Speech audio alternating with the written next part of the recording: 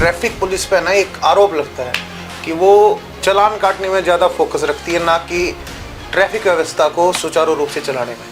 इस पे क्या कुछ है? ये भावना नहीं है।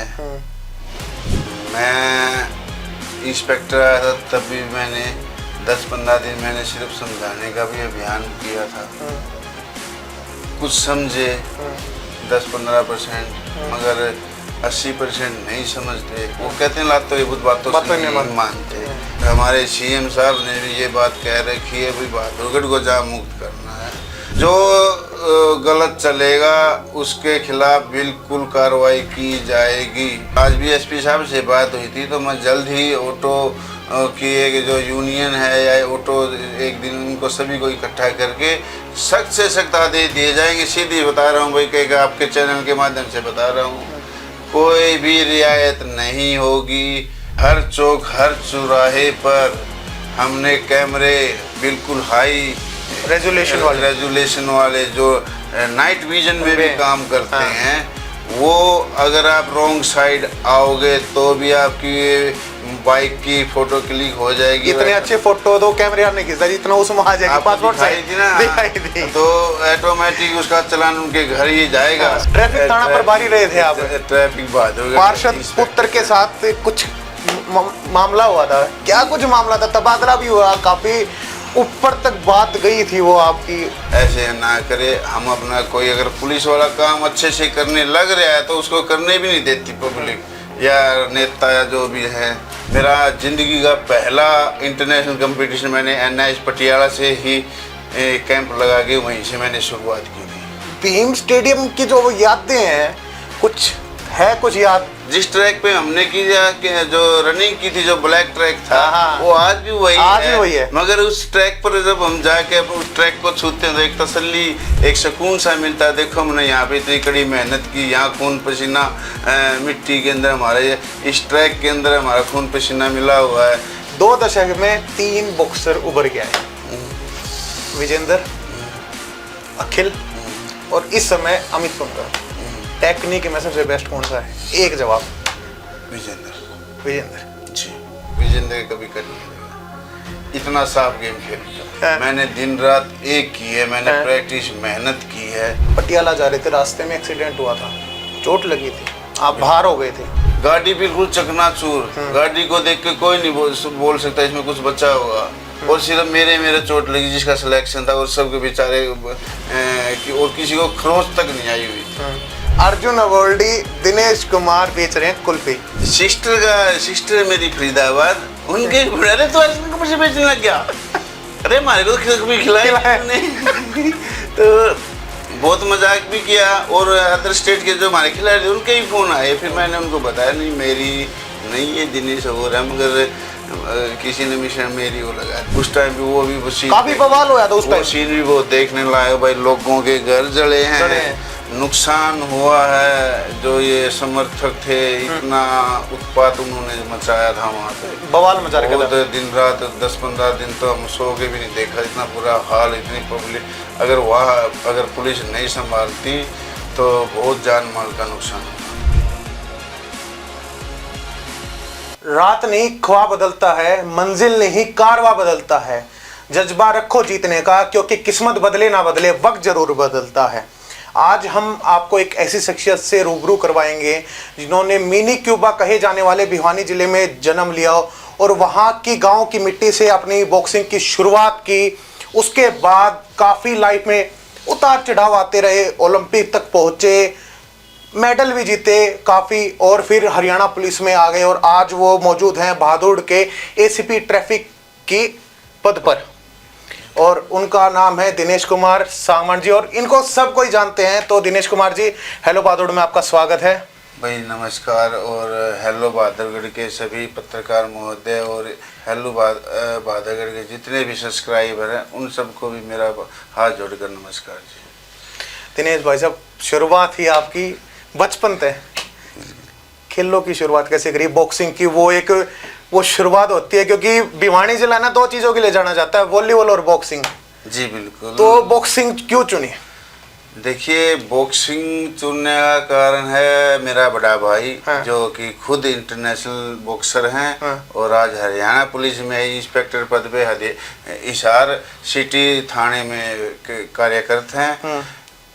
बचपन में जब वो बॉक्सिंग करते थे तो उनको देखने जाता था ग्राउंड पे, तो धीरे धीरे से अपने अंदर भी एक लालसा बढ़ी कि मैं भी बॉक्सिंग खेल लूं, और वहाँ से मेरी 2001 में मैंने बॉक्सिंग स्टार्ट की थी। और उसको प्रैक्टिस करते करते मैंने अपना सपना देखा कि ओलंपिक भी होता है, उसमें फेम भी होता है, तो उसी की तरह पे मैंने प्रैक्टिस की और आगे बढ़ता रहा। 2001 में आपने बॉक्सिंग शुरुआत करी जी, भीम स्टेडियम, बिल्कुल भी वही लोकेशन, बिल्कुल जो मिनी क्यूबा कहा जाता है। मिनी क्यूबा जी, बिल्कुल। हमारे मेरे कोच थे श्री जगदीश कुमार द्रोणाचार्य अवार्डी, जिन्होंने, मैं हूँ, विजेंद्र हैं, अखिल है, जितेंद्र हैं, ऐसे बहुत ज़्यादा खिलाड़ी हैं जो इंटरनेशनल बनाए हैं, कोई आंकड़ा नहीं है, करीबन मेरे हिसाब से 1000-2000 बच्चे बिल्कुल उनकी देख रेख में international Olympian, Arjun awardee, Bhim awardee बनाए गए हैं। वो 7 साल का जो था पूरा सफ़र भाई साहब आपका 2001 से लेके 2008 तक का, उसमें 2004 में विजेंद्र जो आपके मित्र रहे हैं, खास मित्र रहे हैं, चर्चे थे आपके भीम स्टेडियम में दोनों के, उन्होंने जब तक ओलंपिक खेल लिया था 18 साल की उम्र में ओलंपिक खेल चुके थे, तो 7 साल का सफ़र है, उसका कुछ बताएं कैसा कुछ रहा। देखिए, जो 2001 से मेरी स्टार्टिंग हुई, 2007 में मैंने ओलंपिक क्वालिफाई कर लिया था। उस सफ़र में बहुत सी चुनौतियाँ आई हैं। कई बार जैसे नेशनल खेलते परफॉर्मेंस ना आए तो थोड़ी ये टेंशन रहती है कि भाई नेशनल में क्या रहेगा, मगर अपने आप पर विश्वास था, अपनी ट्रेनिंग पर विश्वास था, अपने कोच पर विश्वास था। इसको देखते हुए मैं आगे बढ़ता रहा, और मैं 2007 में बीजिंग ओलंपिक में और विजेंद्र दोनों क्वालिफाई करके थे, और उसमें अखिल भी था, जितेंद्र भी था। हम इंडिया के 5 बॉक्सर गए थे, जिनमें से 4 बॉक्सर भिवानी, अकेले भिवानी से थे। तभी से भिवानी का एक और नाम जुड़ा था, जो क्यूबा बॉक्सिंग में वर्ल्ड में सबसे 1 नंबर पर है।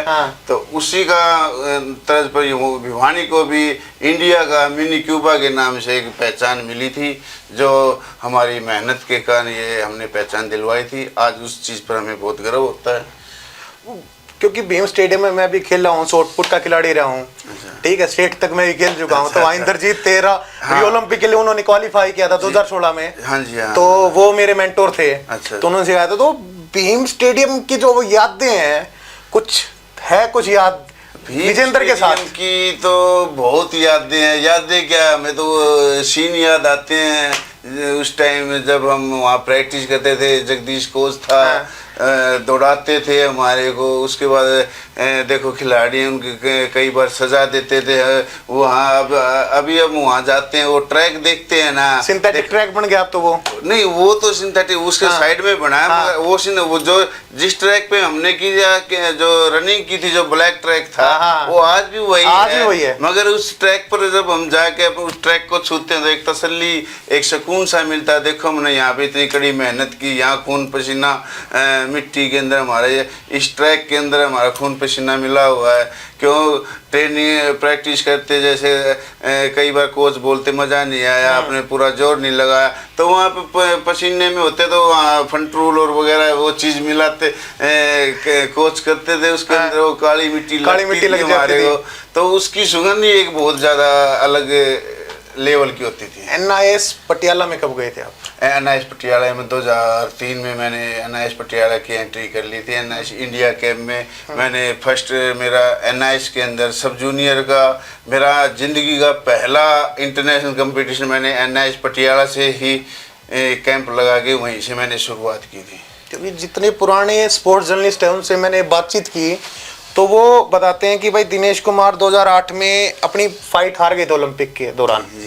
तो एक बात कहते हैं कि रास्ते को याद रखोगे तो मंजिल बुरा बन जाएगी, लेकिन उन्होंने मंजिल पे ध्यान रखा, प्रत्येक को याद नहीं किया कि यार मेरा रास्ता ओलंपिक का अच्छा गया था लेकिन ओलंपिक में कुछ कर नहीं पाया, उसने बैक किया। तो वो 2010 में मेडल आया था फाइनल में एशियन गेम में, वो कैसा था कुछ सफर, क्योंकि दिमाग में वो चीजें चल रही होंगी, थॉट प्रोसेस हो रहा होगा हार का। देखिए 2008 का मेरा ओलंपिक टूर्नामेंट इतना बड़ा टूर्नामेंट, उससे पहले मैं कोई भी इतना बड़ा टूर्नामेंट खेला ही नहीं। उससे पहले खेली नहीं था। अगर मैं कोई और इंटरनेशनल बड़ा टूर्नामेंट पहले खेला होता तो उस ओलंपिक में कुछ और ही परफॉर्मेंस होती, मगर हाँ मैं वहाँ खेला। मैं अल्जीरिया से मैं ओलंपिक में आ रहा था, सिर्फ 28 दिन के बाद, ओलंपिक फिर खत्म होने के 28 दिन के बाद नवंबर के लास्ट डे में वर्ल्ड कप हुआ था। उसी में मैंने उसी लड़के को जिससे मैं हारा था 3 पॉइंट से, उस लड़के को क्वार्टर फाइनल में मैंने उसको 11 पॉइंट से हराया भी, और उसकी मैंने 2 बार काउंटिंग भी करवाई। वही लड़का जिससे मैं 28 दिन पहले ओलंपिक में हारा था, मैंने उसको 28 दिन के बाद वर्ल्ड कप में उसको हराकर मैंने सेमीफाइनल में एंट्री की। तभी आपका स्पोर्ट्स जर्नलिस्ट जिक्र करते हैं कि ये बंदा को अगर और बैक किया जाता तो आज पक्का ओलंपिक में 12 वाले में मेडल था। जी देखिए अपनी बढ़ाई करते हुए भी देखो मैं वो होता है, मगर मैंने हकीकत में मैंने दिन रात एक की है, मैंने प्रैक्टिस मेहनत की है। मैं 2003 के बाद लगातार नेशनल चैंपियन रहा हूँ, सब जूनियर भी। उसके बाद मैं 2005 में मैं जूनियर हो चुका था। उस टाइम मेरे कोच जगदीश कोच ने एक बात बोली थी, दिनेश तू इंटरनेशनल हो गया, नेशनल चैंपियन हो गया, मगर इन चीज़ों ये छोटी उसको कोई नहीं पूछता, पूछती है सीनियर को। अगर तू मेरे कहने पर 6 महीने प्रैक्टिस कर ले, तू जूनियर में खेल, सीधा सीनियर में तेरी एंट्री करा, तो सीधा सीनियर में मेरे कहने पर 6 महीने प्रैक्टिस कर ले, तू गोल्ड लेके आएगा। उस दिन मैंने कोच को बोला था जी ठीक है आप मेरी ट्रेनिंग करवाइए।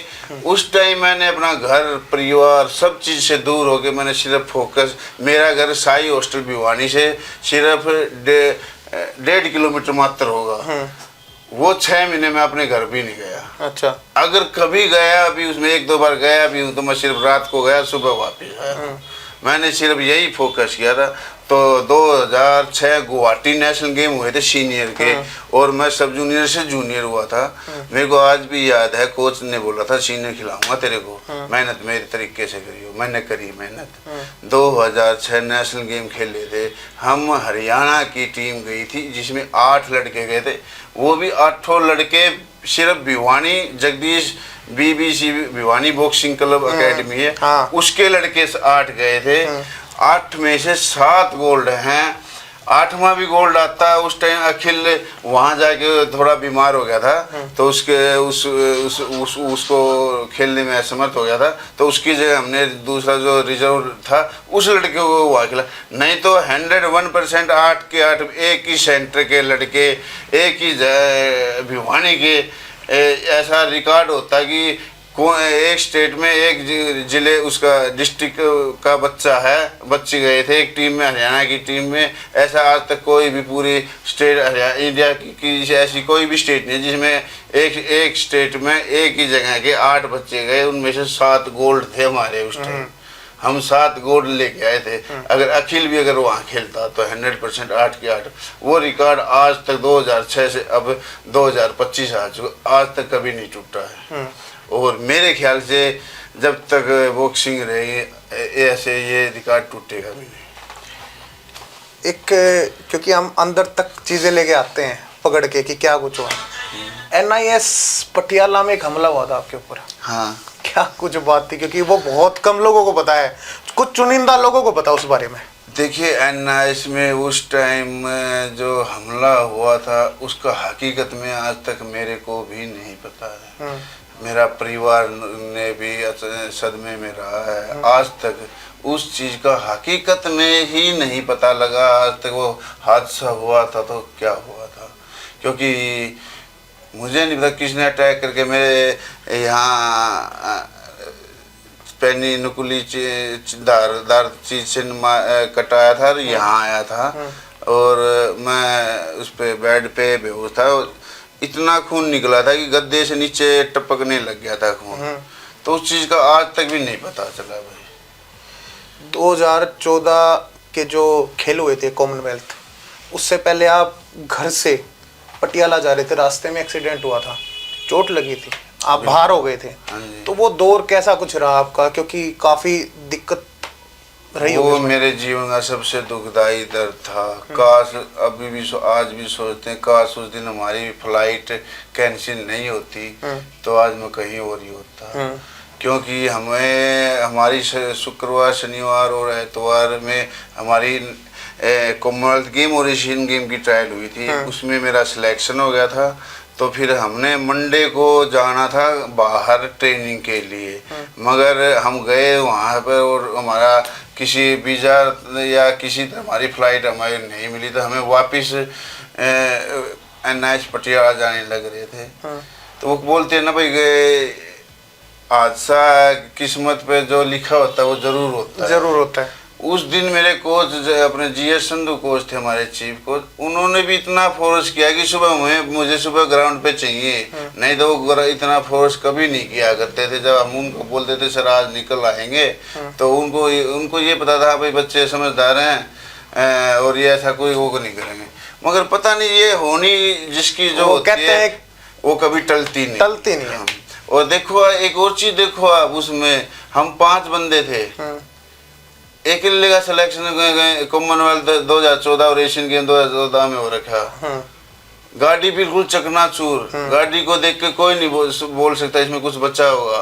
और सिर्फ मेरे चोट लगी जिसका सिलेक्शन था, और सबके बेचारे और किसी को खरोच तक नहीं आई हुई थी। बस भगवान की किस्मत थी, भगवान ने क्या पता इतना ही मंजूर था। अब यही हम सोच सकते हैं। पता नहीं ये एक्सीडेंट बिल्कुल पटियाला पहुंचते आज सिर्फ 8 किलोमीटर रह गया था पटियाला, और अचानक एक गाड़ी आई, पिकअप डाल रहा था, जो ओवरटेक कर रहा था, वो इस साइड से हमारी गाड़ी, उन्होंने ब्रेक मारी, हमारी गाड़ी के ऊपर पलट गई। कोई भी खिलाड़ी, उसके लिए 2 अवार्ड बहुत ही महत्वपूर्ण रहते हैं, अर्जुन अवार्ड और खेल रत्न। अर्जुन अवार्ड आपको हासिल हुआ तो उस टाइम कैसा लग रहा था जब आप अनाउंसमेंट हुई? मिलना और अनाउंसमेंट दोनों के बीच का वो सफर है, कितना अच्छा महसूस हो रहा था, क्या कुछ लग रहा था? देखिए सभी खिलाड़ी की तमन्ना होती है कि मैं खिलाड़ी बनूं, अच्छा बना, मैं सपना होता अर्जुन अवार्ड मिले, जो कि एक खिलाड़ी का सबसे पहला सफर है अर्जुन अवार्ड मिलना। वो मेरे को 2010 में अर्जुन अवार्ड मिला था। तो जिस दिन अनाउंस हुआ उस दिन इतने लोगों के फोन आए, बल्कि आंसू भी आए, अरे मेरे को अवार्ड मिला, मैं राष्ट्रपति भवन में जाऊंगा, ये सब वो एक अलग ही फीलिंग होगी राष्ट्रपति जी के सामने खड़े होकर। बिल्कुल, कैसे मैं वहाँ क्या पहन के जाऊं, जब तक तो ये पता नहीं था। मगर ये उनका स्पोर्ट्स अथॉरिटी की होती है भाई, एक स्पेशल ड्रेस होती है, वो ड्रेस सिलवाई जाती है वाइट। उस टाइम भी मेरा वाइट ब्लेजर था और ग्रे कलर की। प्रतिभा पाटिल जी थी हमारी राष्ट्रपति उस समय। जी हाँ, प्रतिभा पाटिल थी। तो पहले यही टेंशन थी कि भाई देखो कोई राष्ट्रपति आए, कैसे कपड़े पहन के जाऊंगा मैं, ये करके। तब उन्होंने ये जब फोन आया कि भाई आप अपना मेजरमेंट दीजिए, आपकी एक स्पेशल ड्रेस सिलवाई जाएगी, तो बड़ी खुशी हुई थी। अरे वाह यार, ड्रेस मेरी सिलेगी, स्पेशल राष्ट्रपति के पास जाऊंगा। और उसमें देखो रिश्तेदारों को इतने जिद्दी की उन्होंने, मेरे को भी लेके चलना, मैं भी जाऊंगा, क्योंकि राष्ट्रपति भवन में जाना एक इंडिया का हर आदमी की एक इच्छा होती है। देश के टॉप लीडर्स वहां बैठे हैं, सामने टॉप लीडर बैठे हैं, और इंडिया का पहले आदमी है, उसका घर कैसा होगा, वो कैसा होगा। क्योंकि देखो राष्ट्रपति प्रधानमंत्री को हर आम आदमी कोई नहीं देख सकता, वो सिर्फ टीवी में ही देख सकते हैं, दूरी से भी नहीं, बहुत मुश्किल दिखाई देते हैं। और उनका सपना वो जो आमने सामने उनके साथ बैठ के लंच या डिनर जो भी है वो। अच्छा, लंच डिनर भी होता है उनके लिए? हाँ, खाना बिल्कुल होता है, अगर लंच भी होता है और रात को डिनर भी होता है। अच्छा। साथ में बिल्कुल। हाँ, स्पेशल होटल हैं, वो सारे बुक हो जाते हैं पहले ही, शायद 2 या 3 दिन पहले होटल बुक हो जाते हैं। फैमिली 4 या 5 पास मिलते हैं। अच्छा, अपनी फैमिली के। हाँ, उनको ले जाना। मेरे 500 पर इतनी लड़ाई हुई है। कोच बोला मैं जाऊंगा पक्का, बड़ा भाई बोला नहीं मैं भी जाऊंगा, पापा बोला मैं तो जाऊंगा ही जाऊंगा मेरा बेटा, मम्मी बोली मेरा तो लाडला बेटा, मैं तो पूरी लड़ाई हो गई होगी, पूरा मैंने इनके हमारी जो स्पोर्ट्स अथॉरिटी उनके पास भी फोन किया, सर कोई एक्स्ट्रा पास मिल सकते हैं क्या, मगर देखो ये जो राष्ट्रपति भवन का जो प्रोटोकॉल है वो प्रोटोकॉल तो फॉलो करना पड़ेगा, फॉलो करना ही पड़ता है। तो सिर्फ 5 ही पास मिलते हैं, जिसमें अपने आप किसी भी 5 मेंबर को ले जा सकते हैं। 2018 में शायद आप पुलिस में लग चुके थे, तब तक 2009 में लग चुका, 9 में लग चुके थे आपने, 9 साल हो गए थे। उस टाइम खबर चली थी अर्जुन अवॉर्डी दिनेश कुमार बेच रहे हैं कुल्फी, क्या रिएक्शन था उस टाइम? वो उस टाइम तो इतने लोगों के फोन आ रहे, दूसरी स्टेट के जो मेरे खिलाड़ी हैं उनके फोन आया करते, वो बोलते यार हरियाणा तो खिलाड़ियों के लिए इतना कुछ कर रहा है, अरे तू आइसक्रीम कब से बेचने लग गया? तो क्या थी, एक दिनेश मेरे साथ ही जो प्रैक्टिस किया करता, हाँ। मेरे जो स्टार्टिंग में हम खेलने लगे थे वो भी उसी टाइम आया था, हाँ। तो वो ज्यादा बड़ा खिलाड़ी भी बना, यानी नेशनल लेवल तक था वो, नेशनल शायद एक बार इंटरनेशनल में कंफर्म, मगर नेशनल लेवल तक था जहां तक मैंने मगर पता लग वो खेल नहीं, यानी उसको जॉब नहीं मिली थी, जिस कारण उसने उसकी जो हालत थी, आर्थिक स्थिति भी खराब थी, उसकी इतनी मजबूत नहीं थी, तो उसका पिताजी थे वो बेचारे गरीब थे, वो भी रेडी, मगर वो कितने दिन ऐसा करे, तो उसने बेचारे उसने रेडी लगाई थी। मगर पता नहीं है कि एक साउथ साइड का कोई रिपोर्टर था, मैंने पता भी गया था, उसने ये न्यूज लगा दी, और देखो मेरी शक्ल भी हमारे आपस में थोड़ी थोड़ी मैच होती है, हाँ। उसमें तो इतने लोगों के फोन आए थे मुहैया में, मैंने आर्टिकल में जहाँ भी थंबनेल लिखा फोटो जो आपकी बॉक्सिंग में रेड ड्रेस हाँ, वो फोटो लगा के रेड ब्लेजर में, हाँ, ऐसे की हुई, वो फोटो हर किसी बड़े न्यूज चैनल ने लगा रखी। जी बिल्कुल। तो उस टाइम एक हंसी तो आई होगी यार, हो क्या रहा है अजी, सिस्टर मेरी फरीदाबाद, उनके अरे तो आइसक्रीम कब से बेचने लग गया, अरे हमारे को तो कभी खिलाया नहीं।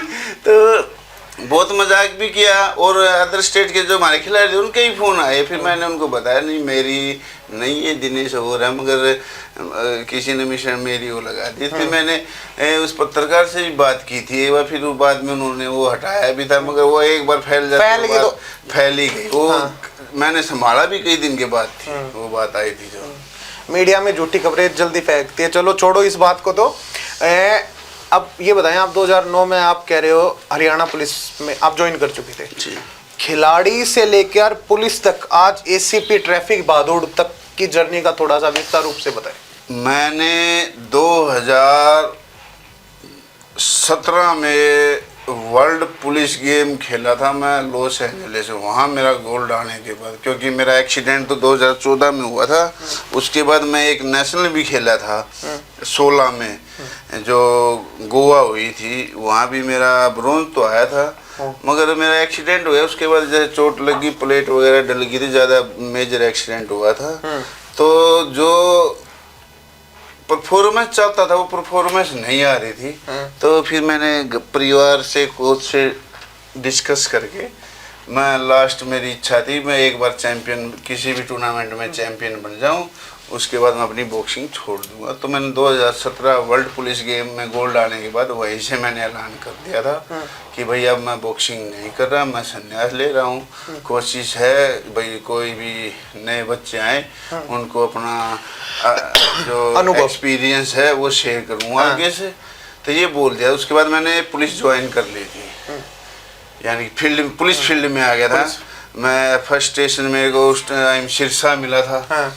सिरसा हमारे एसपी थे अश्विनी सैनवी जी, बहुत ही अच्छे और बहुत ही एक सुलझे हुए ऑफिसर हैं। उनसे मेरी मुलाकात हुई, उन्होंने मेरे को कुछ पुलिस की टिप्स बताई और उन्होंने बोला आप स्टेशन संभालिए, आपको जहाँ भी दिक्कत आए हमारे को बताना और एक न एक उससे काम करना। तो मैंने वहाँ हमेशा काम अच्छा काम वहाँ किया।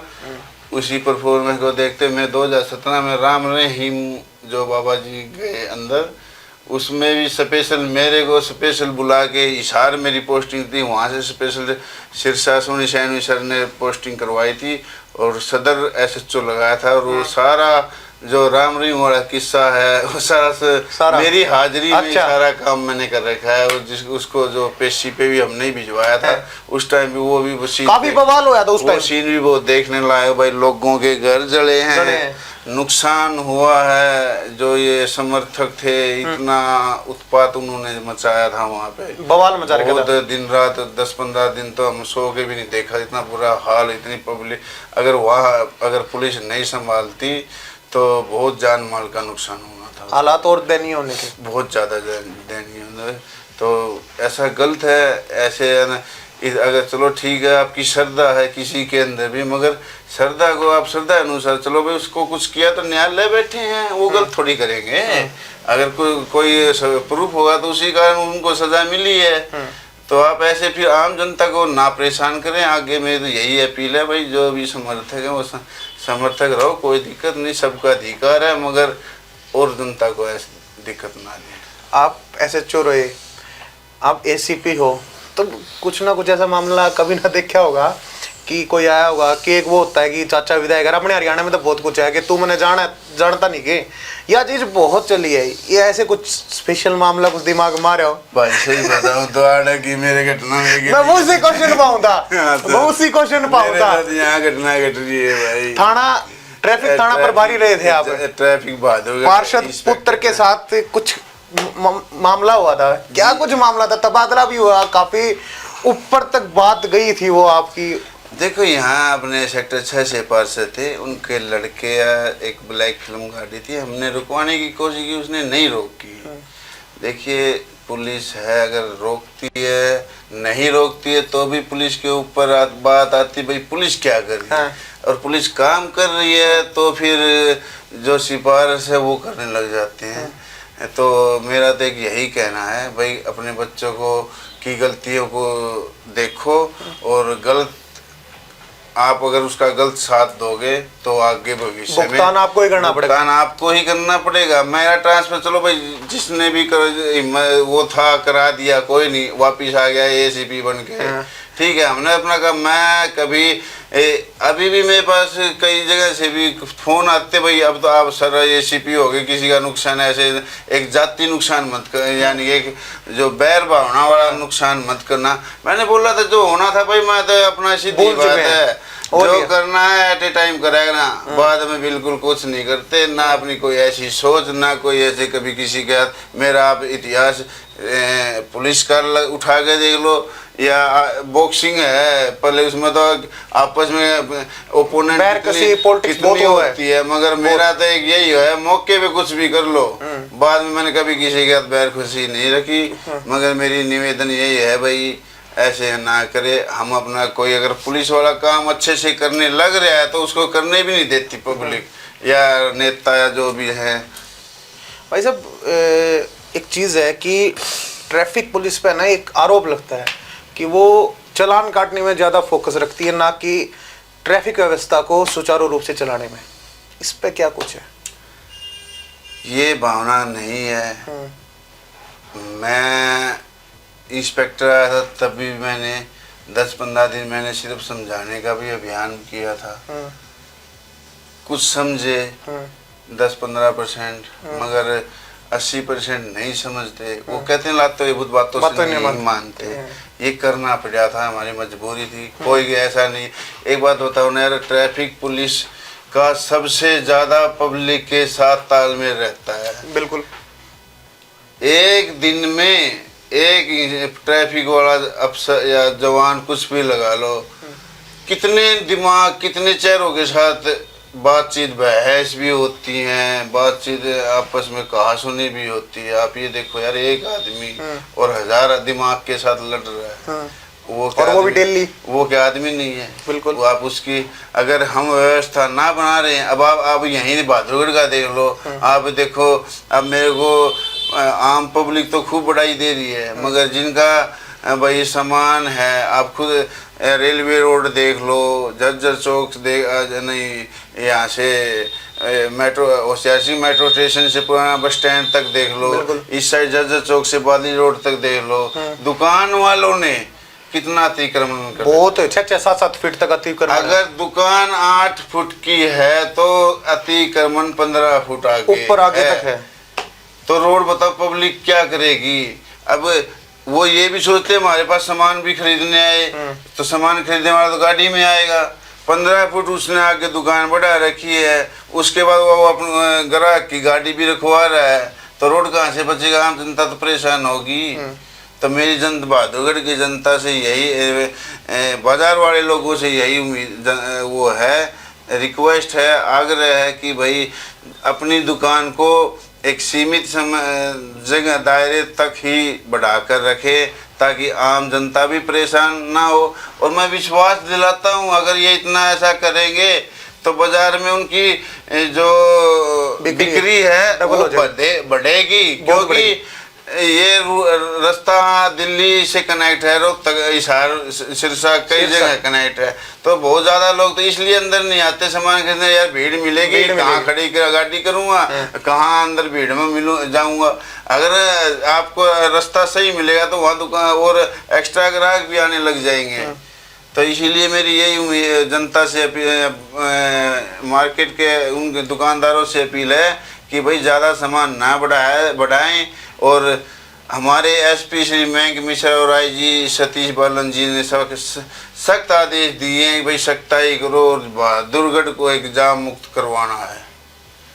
अच्छा ये बताएं कि बहादुरगढ़ में ट्रैफिक व्यवस्था की तो आपने जिक्र कर लिया, प्रॉब्लम तो आगे उसका सॉल्यूशन और दो, क्योंकि आप ही सॉल्यूशन देने वाले हो कि जो बाजार देख लो, मेन बाजार देख लो, अपना रेलवे रोड देख लो, ऐसा कुछ समय हो जाता है शाम का, यार निकलने का भी वो नहीं मिलता रास्ता, पैदल निकलने का रास्ता नहीं मिलता। देखिए उसको कैसे चलेगा। बहादुरगढ़ में, पूरे बहादुरगढ़ में पार्किंग का व्यवस्था तो है, जगह ही नहीं है, नहीं है। मगर जो जगह है उसको भी हम ही वो यूटिलाइज कर रहे हैं, न्यूट्रलाइज कर रहे हैं। अगर सिस्टम के हिसाब से आम जनता से भी अपील है, गाड़ी आप एक गाड़ी लगा रहे हो उसको पूरा दबा के लगाएं, उसके पीछे गाड़ी मत करे, गाड़ी के साइड में आप लाइन बनवा लो, कोई दिक्कत नहीं होती। तो इस बहादुरगढ़ का तो यही वो है कि अतिक्रमण हट जाए और जो व्हीकल हैं वो सिस्टम के हिसाब से लाइन बाई लाइन, गाड़ी के पीछे गाड़ी ना हो, गाड़ी के साइड में गाड़ी खड़ी हो जाए। तो इसी का ये व्यवस्था बन सकती है और ऐसे ही बनेगी, नहीं तो कोई इसका समाधान नहीं है।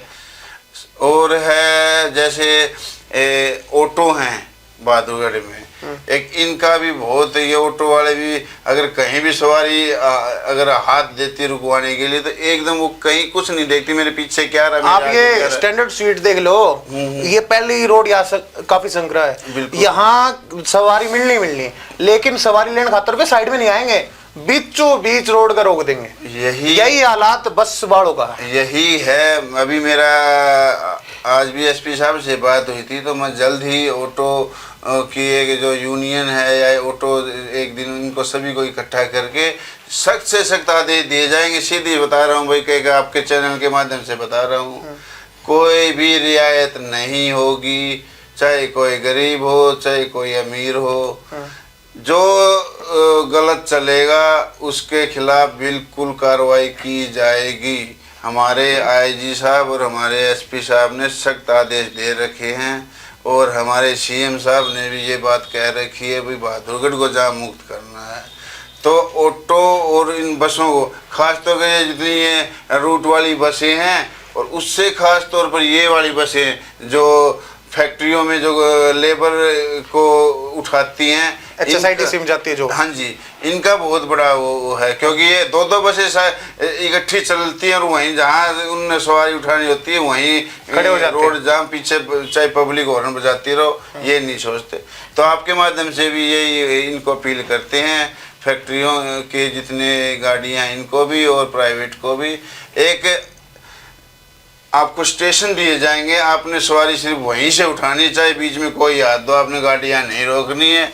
और एक और अपील कर रहा हूँ आपके चैनल के माध्यम से कि भाई जो भी हैं ऑटो वाले आपस में आगे पीछे मत, एक लाइन में ऑटो चलाएं और एक लाइन में ही बस चलाएं, और वो भी सेकंड लेन में। फर्स्ट लेन आम जनता के लिए आप छोड़िए आगे। यही इनको आपके माध्यम से मैं एक संदेश आप बहादुरगढ़ की जनता को देना चाहता हूँ, और मैं जल्दी इनकी मीटिंग भी मेरे साथ में मीटिंग कर रहा हूँ, और इनको सख्त से सख्त आदेश दिए जाएंगे। बहादुर में काफ़ी जगह कैमरे लग चुके हैं, कंट्रोल रूम में उनका पूरे तरीके से देखा जा रहा है, तो क्या कुछ आगे आने वाले समय में उस पर ध्यान दिया जाएगा चीज़ों को लेके?